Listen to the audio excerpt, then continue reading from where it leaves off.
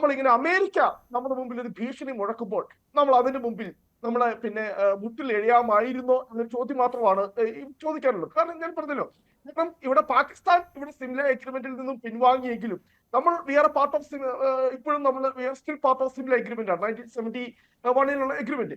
അതിൽ നമ്മൾ ഇത്രയും കാലം നമ്മൾ ഉറച്ചു നിന്ന ഒരു വിദേശ നയമുണ്ട്.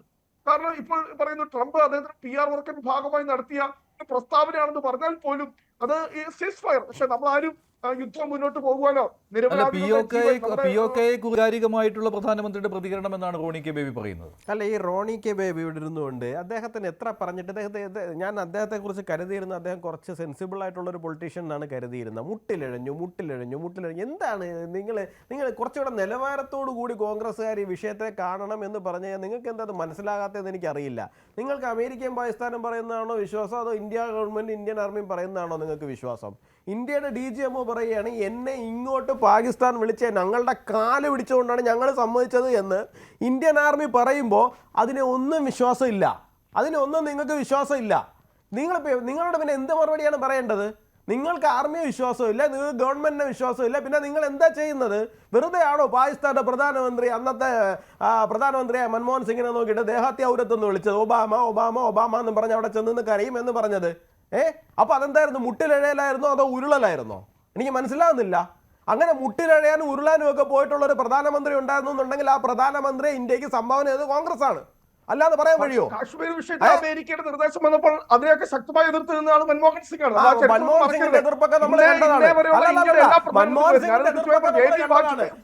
സിംഗിന്റെ എതിർപ്പ് 2004 തൊട്ട് 2014 വരെ ബാംഗ്ലൂരിലും മുംബൈയിലും ഒക്കെ ബ്ലാസ്റ്റുകൾ ഉണ്ടാകുന്ന സമയത്ത് അടച്ച് വീട്ടിൽ കയറി ഇരുന്ന മൻമോഹൻ സിംഗിന്റെ എതിർപ്പുകളും മൻമോഹൻ സിംഗിന്റെ പ്രതികരണങ്ങളും ഒക്കെ നമ്മൾ എല്ലാവരും കണ്ടതാണ്. അതൊന്നും വെറുതെ ആൾക്കാരെ ഓർമ്മിപ്പിക്കുന്ന സാഹചര്യം ഉണ്ടായിരുന്നു. ഇന്ത്യയുടെ അതിർത്തിക്കകത്ത് കയറിയിട്ട് 5 സൈനികരുടെ തലയറുത്തോണ്ട് പോയപ്പോൾ മൻമോഹൻ സിംഗ് എന്താണ് ചെയ്തതെന്നുള്ള കാര്യം നമ്മൾ കണ്ടതാണ്. അതാണ് അന്ന്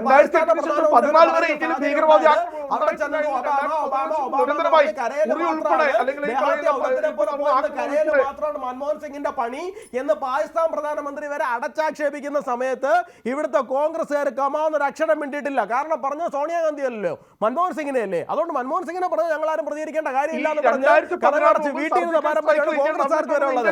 പിന്നെ നിങ്ങളുടെ കരച്ചിലിന്റെ കാര്യം ഞാൻ പറഞ്ഞു തരാം. ഇന്ത്യയുടെ പരമാധികാരമാണ്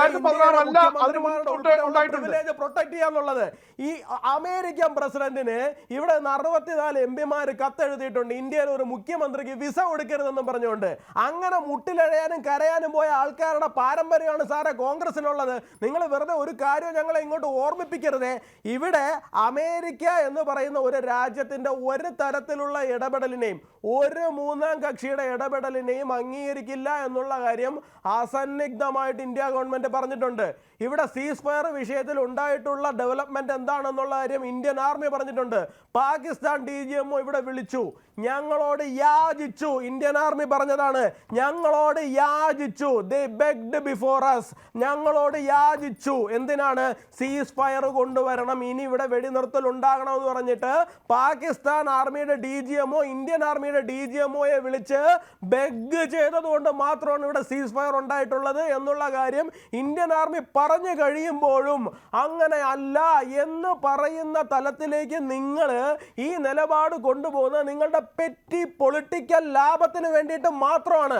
നിങ്ങൾ ഈ തരത്തിലേക്ക് ഈ രാജ്യത്തിനെ തരം താഴ്ത്തരുത്. നിങ്ങൾക്ക് സ്ഥിരം പണിയാണ്.